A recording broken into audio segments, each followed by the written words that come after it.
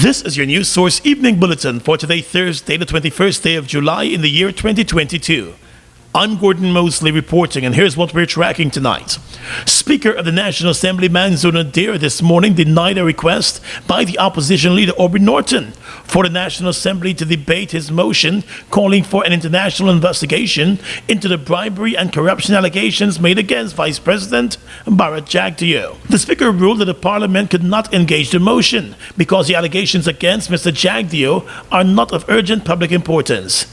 Speaker Nadir said the allegations against the Vice President are mere media allegations. The basis for the request and the basis for that request are media allegations of corruption. And I have seen in the media many such allegations of corruption against many current members of this assembly. And if we have to take every allegation in the press on any issue, then as a matter of urgent public importance, then we are going to have, in my view, a parliament that will be considerably debased. The Speaker also said he has considered the request by Mr. Norton, and he does not believe that there is sufficient evidence before him to consider the matter to be urgent. But applying the two basic principles of urgency and public importance, I do not see the urgency in this. While the issue of corruption is important to all of us, the urgency of the particular allegation I cannot accept, and so I deny this request. Mr. Nadir has not given a date on when the motion will be put to the House or whether it will reach the order paper at all. But the opposition leader on Wednesday submitted a motion calling for an impartial investigation that should be an international investigation against the Vice President Bharat Jagdeo, following the bribe for contract scandal contained in an international news report. The opposition has since called for the dismissal of the Vice President, but the President is standing by his side. More news coming up in just a moment. Man, I've been getting this feeling lately. I don't know where it's coming from. I got this itch to win and win big, and I got to scratch it. Activate, scratch, win big with GTT's blazing hot summer promotion, which runs from July 1st to September 30th. Activate a data plan or bundle and receive a link to your digital scratch card every Saturday. Tap the link, scratch, and you can be a winner of one of our amazing prizes of electric bikes, TVs, laptops, tablets, food vouchers, and so much more. It's gonna be a blazing hot summer with GTT's Scratch and Win promotion. Guyana's development agenda will be on display at the Guyana National Stadium from July 22nd to 24th, 2022. Come and experience the new blueprint of future infrastructure and construction transformation with over 200 local, regional, and international companies. International Building Expo, a new frontier for building a One Guyana.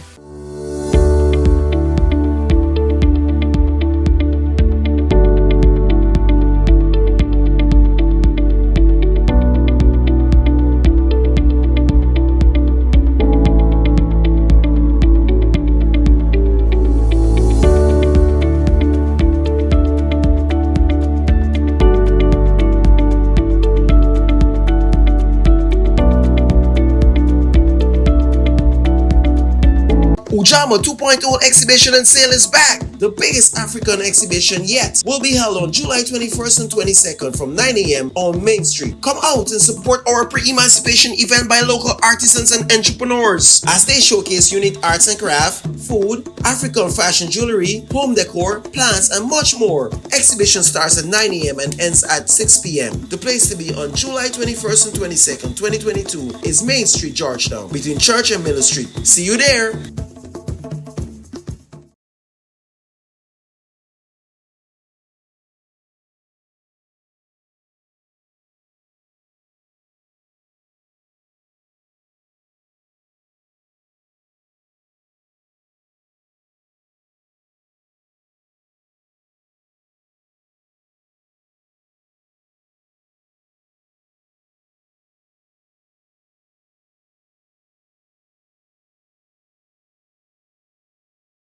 Guyana is receiving more profits from oil production than ExxonMobil and its partners in the Stabroek Block. So far, the country has received over $700 million in profit oil and royalty. The royalty is paid by Exxon and its partners and is not recoverable. And turning now to the world of business, boasting spacious rooms, conference facilities, large restaurants, and expansive living quarters that oversee the Atlantic, the $100 million Pegasus Suites and Conference Center has officially opened in Georgetown. The facility, which was built just next to the original Pegasus Hotel, is owned by businessman Robert Badal. He described the opening as momentous while declaring that it signals the best day of his life after his marriage.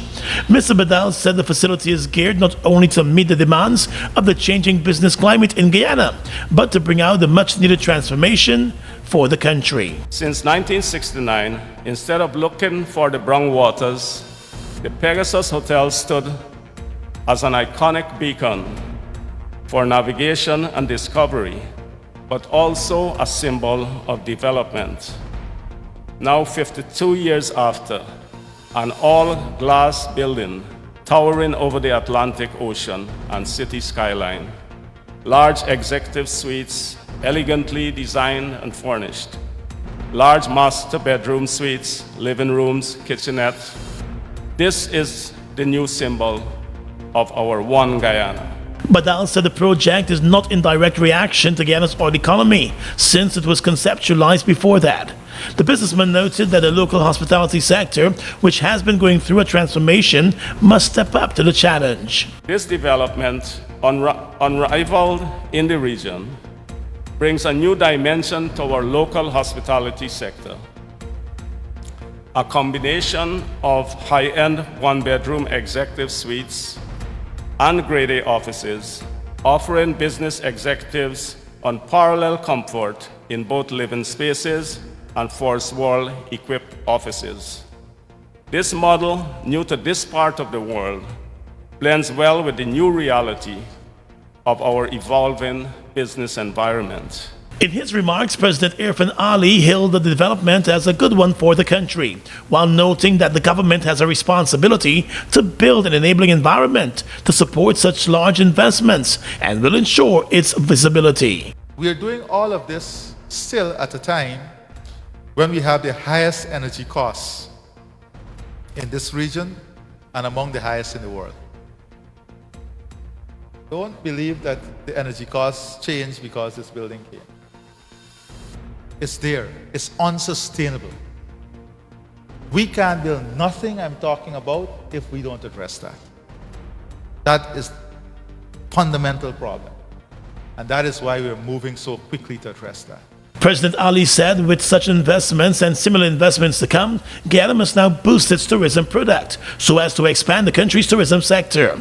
Construction of the hotel started 4 years ago and was completed by Guyanese and Chinese contractors and builders. While the government and the opposition argued today over an opposition proposal for the Ministry of Public Service to address the long wait that new entrants to the public service have to endure for their first salary. The motion on the issue was presented by opposition Member of Parliament Tabitha Sarabo-Halley, who served briefly as Public Service Minister under the last government. It was during that time that she first raised the issue, saying that it is unreasonable to expect public servants to be working for 3 months before ever receiving a salary. In the National Assembly today, she said her position remains the same, and she is surprised that after 2 years in the government, the current administration has not budged on the issue. The new staff of the public service are frustrated.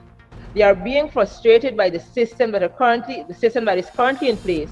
And if the Ministry of Public Service does not see it fitting and urgent to look after a system that is frustrating their own staff, how can anyone believe that systems will be put in place to help the rest of the population? Sarabo-Halley said the policy has outlived whatever usefulness it was aimed to fulfill. Although she had proposed that the public servants be paid from the first month, the government moved to amend the motion to include reasonable time instead of from the first month. She disagreed with the amendment. So this amendment replaces a definite time of 1 month. So an indefinite time of reasonable. is nothing short, I believe, as despicable, and suggests that those in charge of the ministry are not either sufficiently concerned about our public servants to recognize that there needs to be some drastic changes in the current structure that exists throughout the public service. And the Minister of Public Service, Sonia Parag, in her contribution to the debate on the motion, said it is not the will of the government to see public servants waiting 3 months for their salaries. She noted that fixing the issue and the current structure governing the problem is easier said than done. Every public servant that has come to the Ministry of Public Service, we have tried within a timely manner to be able to get those persons their salaries. That obviously involves a multi-agency collaboration. The Public Service Minister said that there are some systems in place for persons to be given temporary salaries until employment issues are sorted out. The issue has been a thorny one for several years, and the trade unions and others have complained bitterly about the policy. Get ready for the most anticipated launch of the year. It's the official launch of Book a Ride, Guyana's premier ride-sharing transportation service. And we're doing it big with a concert you won't want to miss. Featuring for the first time in Guyana, international dancehall and pop superstar Jada Kingdom. I can remember me did wanna hold up. I made it really this is something we're ready for. Go love the same way. Let's get married, done with the play dates. Alongside soca sensation Nessa Preppy. Well, gal, whining, red woman, whining, well, gal, whining, red woman. Bollywood and chutney princess Avita Singh. With performances by C. Kush and Drew Tobin. Hosted by Gully Raz. All the excitement is happening at Tower Poolside on Friday, August 5th. Guyana will come alive. Tickets are $5,000 for general admission and $20,000 for the exclusive VIP. It's the Book a Ride launch concert on Friday, August 5th. You won't want to miss it. Doors and windows, rooms and more, a brand new rug on the floor. Come to Republic, come to Republic. Whatever you need, you got it. Come through and get your mortgage. Live the dream with Republic. 95 to 100% financing, 50% waiver of negotiation fees, plus one lucky person gets their mortgage paid in full. Turn someday into today. Talk to Republic Bank about your low-cost mortgage today. If you are applying for a land compliance from the GRA, you will need the following documents: completed application form, copy of transport title or lease, copy of agreement of sale or purchase, vendors and purchases tin, improvement schedule. You must ensure all outstanding capital gains taxes and other taxes due are paid and returns filed before you receive your compliance certificate. It takes 5 working days to receive your land compliance certificate. GRA, your partner in development. Get a chance to win a brand new Toyota Race when you apply for a home loan. Get pre-approved by applying online, in bank, or at the Building Expo. Apply now. Promotion ends July 24 and the drawing will take place on the final day of the International Building Expo. Here's your chance to win and drive home a Toyota Race. GBTI, we see Guyana through your eyes. Opposition Member of Parliament Dawn Hastings-Williams today pleaded with the government to urgently announce a salary increase for public servants amid the high cost of living. The opposition MP said the cost of living issue is now becoming unbearable and the government must intervene to ensure that citizens can afford basic necessities. She was at the time contributing to the debate on a motion presented by the opposition for staff entering the public service to be paid their first salary after the first month on the job, rather than the current 3 to 6 months period. Ms. Hastings said it is time for the government and the opposition to come together and come up with a working solution that will benefit the country's hard-working public servants. We need to work together. It is time we stop throwing who was in Granger, Granger girl, or Granger minister, Granger government, and PPP government, APNU, AFC government. We need to work together to move this and to correct what is existing in hindering our public servants to enjoy at least a good life. We should be ashamed. We all should be ashamed. Being an oil-producing community or an oil-producing country, being withdrawn. We have withdrawn so much. We have seen later the Bank of Guyana's report will show you how much monies we have withdrawn as profit oil, as royalty. And our public servants, who are the backbone of this country, need consideration. The opposition MP recalled the salary increases which were given to public servants during the coalition time in office. And she said given the promises made by the PP Civic during the elections campaign, the government needs to do better to ensure public servants are better taken care of. The MP, who hails from Region 7, said the situation in the hinterland is worse than it is on the coastland, explaining that many basic food items have seen big increases. She said the one-off cash grants that were offered to some by the government may not be enough. If a teacher decides to build his or her home in Camarang, Chinawing, or Philippi in Region 7, where I hail from, to land a bag of cement only to Camarang will cost you at least 14 to 15,000 for a bag. Do you know why? Air is the only means of transportation from here to Camarang to Chai Chai and this. And at present, a freight of it's about 182 pounds approximately for a pound. So if you're going to take in 10 bags of cement, you see what that teacher or that nurse will go through, Mr. Speaker. The cost of an egg is between $1 to $120. So to provide protein, simple as an egg for a family. According to the opposition member of parliament, the time for talking is over and the government must now act to deal with the issue. The Minister of Finance has said that the government is monitoring the cost of living issues all across the country. The lines were long today at a number of locations as the state-owned company, the Guyana Marketing Corporation, launched its sale of sugar at a reduced price. The GMC is selling packaged sugar at $150 per pound, as supermarkets that have the commodity available are asking for as much as $300 per pound. But despite assurances from the government and the Guyana Sugar Corporation that there is no shortage of sugar, at the GMC and its selling locations, persons were only allowed to buy 2 2-kilogram packages of sugar each. While many welcome the move by the government to have the GMC sell at a reduced cost, concerns about a possible shortage still linger. Some persons who have small businesses have been complaining that they are not being able to access bulk sugar supplies, although assurances were presented that there is enough bulk sugar available. Bulk sugar sales were being done from the Gaisuco Labon Intention location. Gaisuco has indicated that it is making efforts to get more packaged sugar on the market, as several supermarkets across the country have complained that their shelves are running bare. The International Monetary Fund has thrown its support behind Guyana's plans to bring down electricity costs through the landmark Gas-to-Energy project. This project is being supported by ExxonMobil and is expected to bring great relief to the people of Guyana through a massive reduction in electricity costs.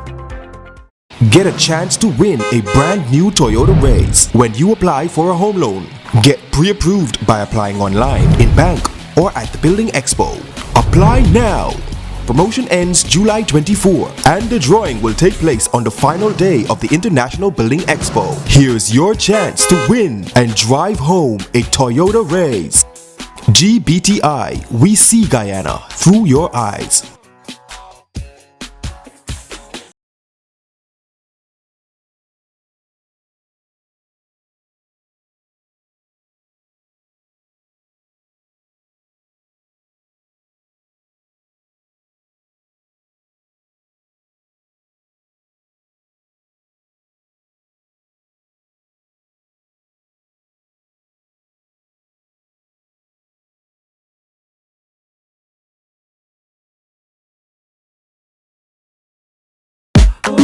Doors and windows, rooms and more. A brand new rug on the floor. Come to Republic, come to Republic.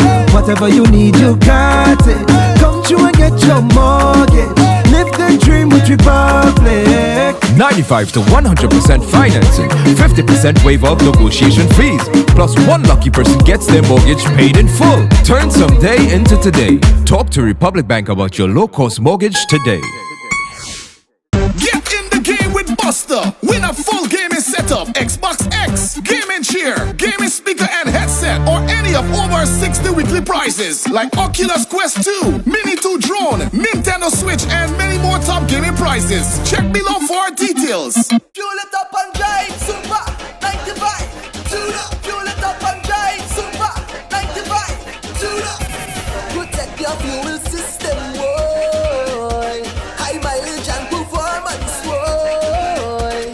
Guy Oil's Super 95 gasoline gives you more reasons to drive and is available at 56 service stations nationwide.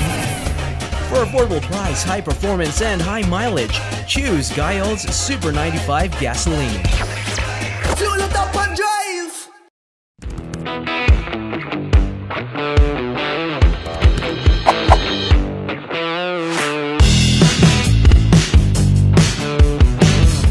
Across the region tonight, Costa Rica will receive more than $400 million in funding for its national decarbonization plan, the Inter-American Development Bank has announced. The IDB, which is contributing a $250 million loan in ordinary capital, said the funding is key to making the country carbon neutral by the year 2050. The funds will be used by Costa Rica to set rates that make it possible to electrify transportation and use electrical energy for industrial, commercial, and residential purposes, the IDB said. The Korean government is contributing another $50 million along with 100 million euros from the French Development Agency, the IDB noted. The funds follow a $230 million loan from the IDB in 2020, which Costa Rica used to establish non-tax incentives for electrical vehicles, according to the Development Bank. The U.S. State Department has added dozens of current and former officials, lawmakers, judges, and business people from Central America to a list that names those the U.S. government considers corrupt and undemocratic actors in the region. The so-called Engel list, created under a law sponsored by then U.S. Representative Elliot Engel, includes individuals from El Salvador, Honduras, Guatemala, and Nicaragua that Washington accuses of wrongdoing.